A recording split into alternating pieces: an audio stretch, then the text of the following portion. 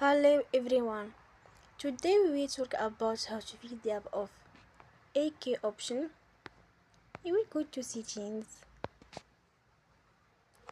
Then we click on apps. After that you will search the app AK option and you will click. Then you will on for stop. After that you will go to storage. Then we click on clear cache.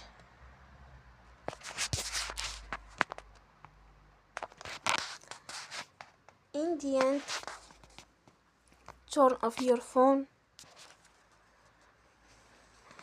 and you will recharge your phone again.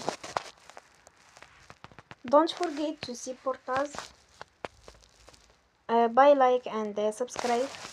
See you next time and thank you for attention.